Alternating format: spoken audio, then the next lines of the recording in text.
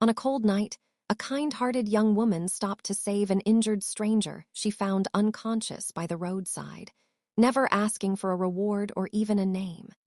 Days later, she discovered the woman she rescued was the mother of the very alpha king who had once rejected and humiliated her before the entire pack. As secrets about her past begin to surface and fate starts weaving their lives together once more, the alpha king is forced to question everything he thought he knew about her. But some wounds run deep, and forgiveness may come at a price neither of them is prepared to pay. Ginevra sat alone near the edge of her garden with her hands wrapped around a cup of tea gone cold an hour ago, her shoulders drawn tight against the mountain wind. Trying to look fine, trying to look like a woman who had made peace with her life, trying not to remember, the effort broke her heart every single night. People in the village below rarely climbed this high anymore. Winter had a way of making isolation feel like a choice instead of a wound. Smoke curled from chimneys in town, laughter drifted up faint on the wind during festival nights, and doors opened wide for everyone who had somewhere to belong. Ginevra had stopped expecting anyone to climb the path to her door. 5 years alone taught a woman that lesson fast. She set the cup down and looked out at the snow settling over her herb beds, the frost already curling the edges of the last living leaves. Her hands, raw and cracked from work, still moved out of habit, pulling her shawl tighter though the cold had stopped bothering her years ago. Some things just become part of you. The cold, the quiet, the ache she carried in her chest like a stone she'd swallowed and could never cough back up. She could still hear it, if she let herself. The blood moon ball, the torches lining the great hall, throwing gold light across faces that had once smiled at her, back when she still believed she belonged among them. She remembered the weight of the silk dress she wasn't used to wearing, the way her hands had trembled as she waited at the altar, the way her whole body had hummed with a hope she didn't know how to hold. And then Dante's voice, flat and cold in front of everyone who mattered. A political curse. That's what he called the bond between them. Not a mistake, not bad timing. A curse, like she was something diseased that had attached itself to him by accident. She remembered the way the whole hall had gone silent, and then the way it hadn't, the whispers rising up around her like smoke, the way Father Valerio's mouth had curved into something that almost looked like satisfaction. She remembered walking home alone in the snow that night, her fine dress soaked through by the time she reached her door, her feet numb, her face frozen in a way that had nothing to do with the cold. Nobody came after her, not one person. She built a life up here instead. Just her, the herbs, the quiet, the goats that wandered too close to the tree line, and a garden that never asked her to explain herself. She told herself it was enough. Most days, she almost believed it. The wind picked up, rattling the shutters, and Ginevra rose to check the fire before the cold crept any further into the cabin. That was when she heard it. A sound underneath the wind. Faint, almost nothing. The kind of sound a person could talk themselves out of hearing if they wanted to. She didn't want to. She never could, not when it came to something hurting.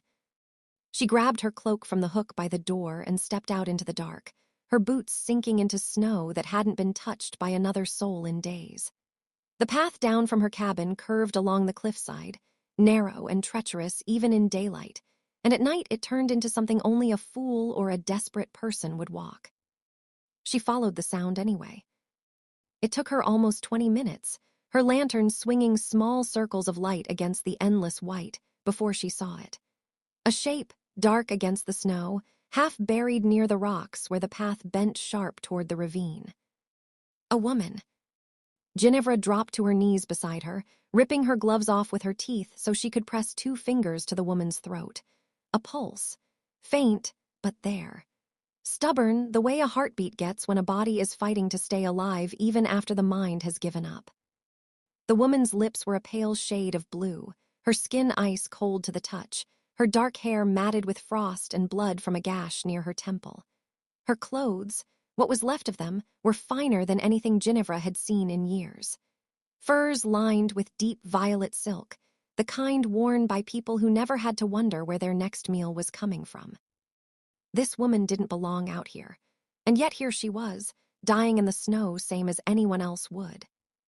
Ginevra didn't think about who she was or where she came from. She didn't think about the years she'd spent telling herself she was done saving people who would never save her back. She just moved, sliding her arms beneath the stranger's body, gathering her up against her chest the way you'd gather something fragile and irreplaceable. The walk back up the mountain felt longer than the walk down had. Every step dragged through snow that fought her with every inch, the woman's weight slack and trusting in her arms, her breath coming out in small clouds that grew fainter the longer they walked. By the time Ginevra kicked open her cabin door, her arms were shaking and her lungs burned raw from the cold air. She laid the woman down near the hearth, threw 2 more logs onto the fire, and worked fast, peeling away the frozen layers, wrapping her in every blanket she owned, pressing warm cloths to her hands and feet the way her grandmother had taught her decades ago. The woman didn't wake, not that night. But as Ginevra knelt beside her, watching the firelight flicker across a face she didn't recognize, she noticed something tucked into the lining of the woman's ruined cloak. A small embroidered crest, half torn, the thread still holding just enough of their shape to be recognized. Ginevra's whole body went still. She knew that crest. Everyone in this kingdom knew that crest. She sat back on her heels, her heart hammering hard against her ribs, and for the first time in 5 years, the quiet she'd built her whole life around didn't feel safe anymore. The woman woke on the 3rd day. Ginevra was kneeling by the fire, grinding dried yarrow root into paste when she heard the blankets shift. She turned fast, her hands still dusted with green powder, and found a pair of sharp gray eyes watching her from across the room. Not frightened eyes. Not confused, either. Steady, measuring. "You're awake," Ginevra said, setting the bowl aside and moving closer, slow, the way you'd approach a wounded animal that hadn't decided yet whether to trust you. "Don't try to sit up too fast. You've been through a lot." The woman's throat moved as she swallowed, her voice when it came out cracked and dry as old paper. "How long?" 3 days. Ginevra reached for the cup of broth warming near the hearth and brought it to the woman's lips, tilting it slow so she wouldn't choke. "I found you on the path below my cabin. You were half frozen. I wasn't sure you'd make it through that first night, if I'm being honest with you." The woman drank, her eyes never leaving Ginevra's face.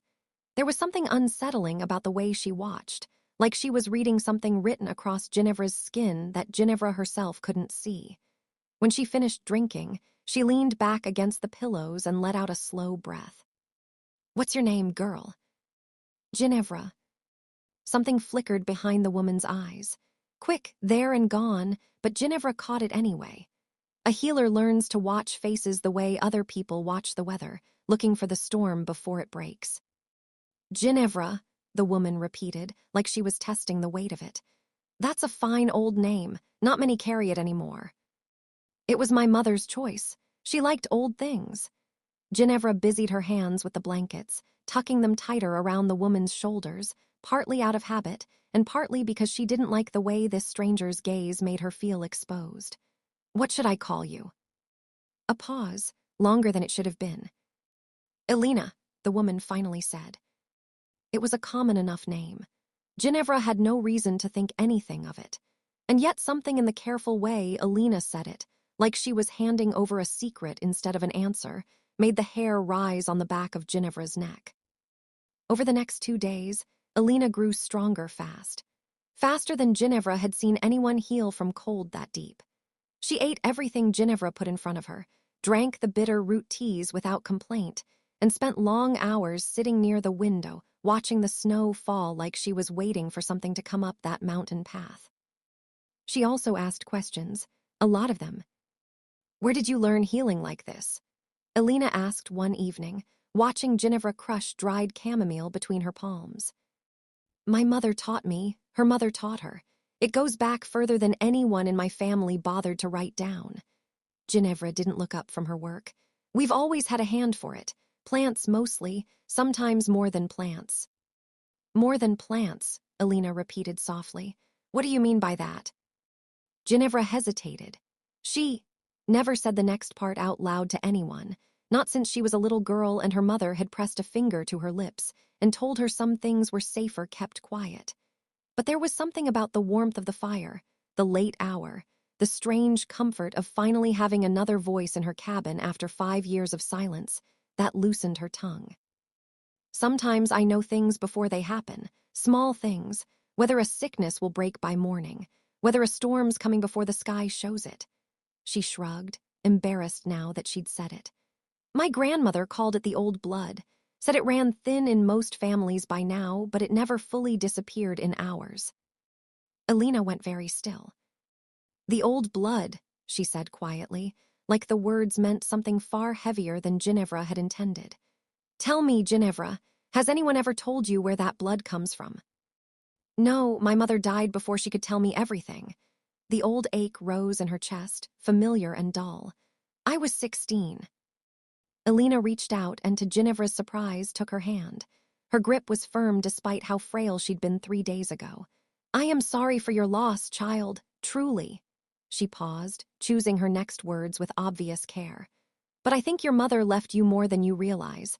I think you are carrying something the world believes is gone, extinct.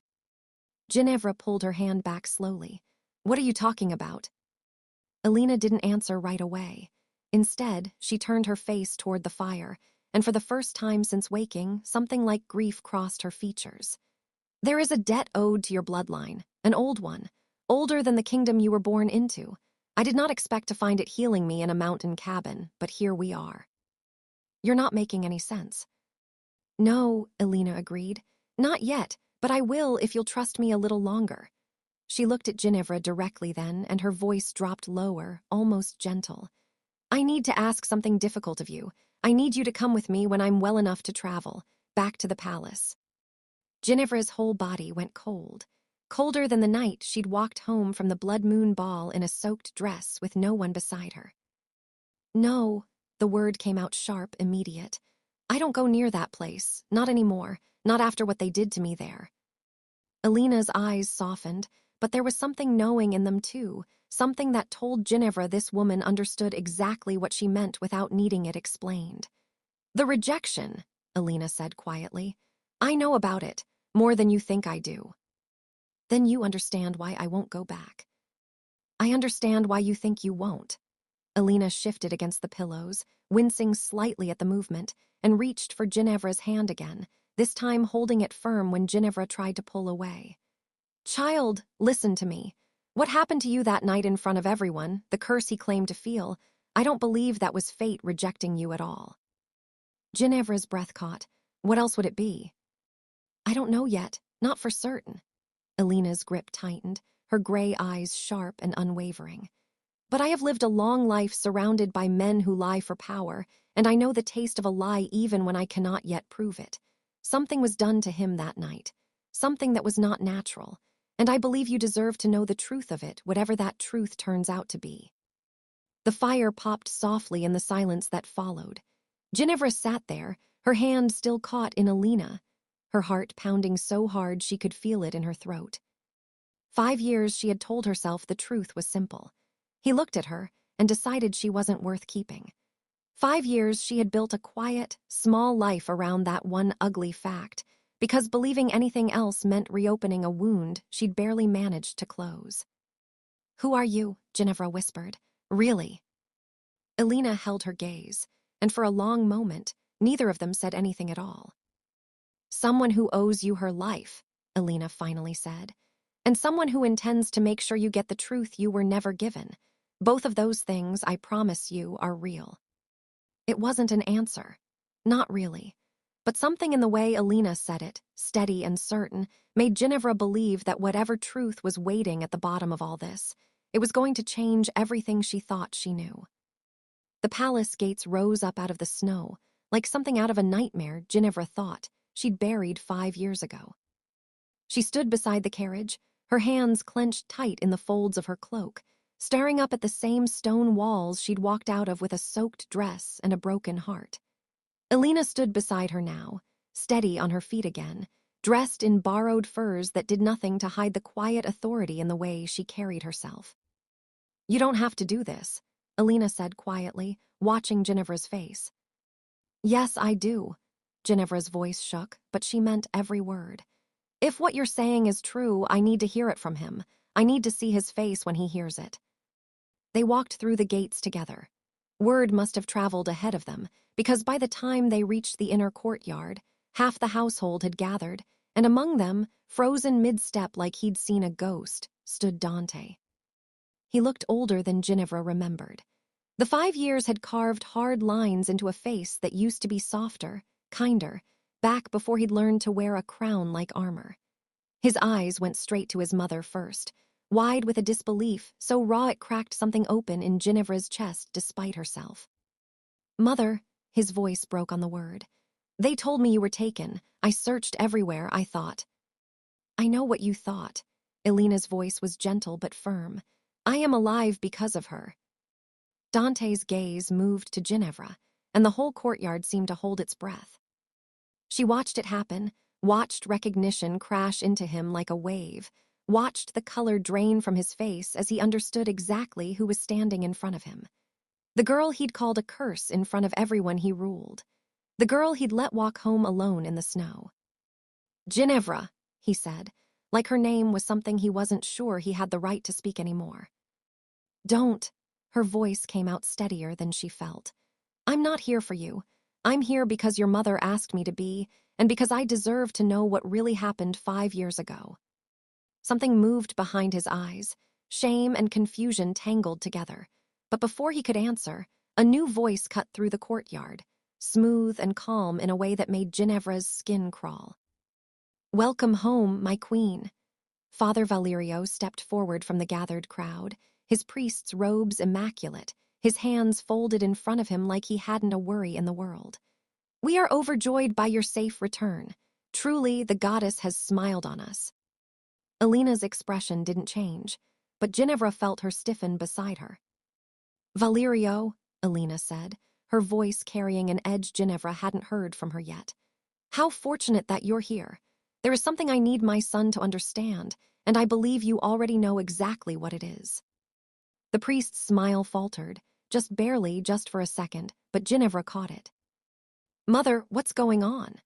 Dante stepped closer, his eyes flicking between Elena and Valerio like he was trying to read a language he didn't understand yet. Elena turned to face her son fully, and when she spoke, her voice rang clear enough for the whole courtyard to hear. "5 years ago, you stood before this pack and called your bond with this woman a curse. You believed you felt rejection from fate itself. I am telling you now, as your mother, that what you felt was never fate. It was poison. A slow one, bred into your blood for years, designed to sever you from the one woman capable of saving this family." The courtyard erupted into murmurs. Dante's face went pale. "That's not possible," he said, but his voice wavered. "It is more than possible." Elena's eyes cut sharp toward Valerio. "It is exactly what happened, and I believe the man standing in front of us right now is the one who made certain of it." Valerio's calm finally cracked. "These are wild accusations, my queen. Grief and cold can confuse even the strongest mind. I performed the rejection ceremony as tradition demands, nothing more." "Then you won't mind," Elena said, "if my son's true mate stands close enough to test that tradition properly." Ginevra felt every eye in the courtyard land on her at once. Her heart pounded so loud she was sure everyone could hear it. Dante stepped toward her slowly, his hand trembling as he reached for hers. The moment their skin touched, something happened that hadn't happened 5 years ago. A pulse of warmth shot up Ginevra's arm, sharp and undeniable, the bond between them flaring to life the way it should have all those years back. Dante gasped like he'd been struck, his knees nearly buckling, his eyes filling with a kind of horror and wonder that left no room for doubt. "I felt nothing that night," he whispered, staring at their joined hands like he couldn't believe what his own body was telling him now. "I felt cold, emptiness, like something had been ripped out of me before I even had the chance to feel it. But this, Ginevra, this is real. This is what it was always supposed to feel like." Valerio took a step back, and that single step told Ginevra everything she needed to know. "Guards," Elena said, her voice cold as the mountain Ginevra had carried her down from. "Father Valerio is not to leave the palace grounds." But Valerio didn't run.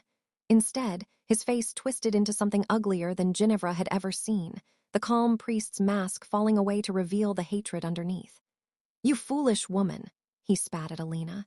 "Do you have any idea what you've undone? That bloodline was supposed to stay buried. I spent years making sure this pack stayed weak enough to control. And you've brought their salvation walking through the front gate yourself." Dante's grip on Ginevra's hand tightened, his whole body shaking now, not with fear but with a fury that had been 5 years in the making. "You took 5 years from us," he said, his voice low and dangerous. 5 years I believed I made the right choice rejecting her. 5 years she lived alone because of what you did to my blood. "And I'd do it again," Valerio snarled, backing toward the courtyard's edge, "if it meant keeping power out of the hands of a dead bloodline and a broken king." Guards closed in around him fast, and within minutes the priest who had stood at the center of the pack's faith for decades was dragged away in chains. His lies finally caught up to him after years of hiding behind a holy robe. The courtyard slowly emptied around them, the household retreating to whisper among themselves about everything they'd just witnessed, until it was only Ginevra, Dante, and Alina left standing in the fading afternoon light. Dante turned to Ginevra, and for the first time since she'd walked through those gates, the crown seemed to fall away from him entirely. He looked like exactly what he was underneath all of it. A man who had made a terrible mistake and was only now beginning to understand the size of it. "I am so sorry," he said, his voice cracking on every word. "I can't undo 5 years. I can't give you back what that night took from you, but I am asking, with everything I have left, for the chance to try." Ginevra looked at him for a long moment, feeling the warmth of the bond still humming quiet beneath her skin, feeling 5 years of grief and anger and loneliness rise up all at once inside her chest. She didn't answer him right away. Some wounds don't close just because the truth finally arrives. But she didn't pull her hand away either. "You don't get my forgiveness yet," she said softly. "But I'm done hiding on that mountain pretending I don't matter to this pack. Your mother says my blood is the only thing strong enough to save what's left of your family's magic. If that's true, then I'm not just the woman you rejected anymore." She lifted her chin, meeting his eyes steady and unafraid for the first time in 5 years. "I'm the one who's going to save it.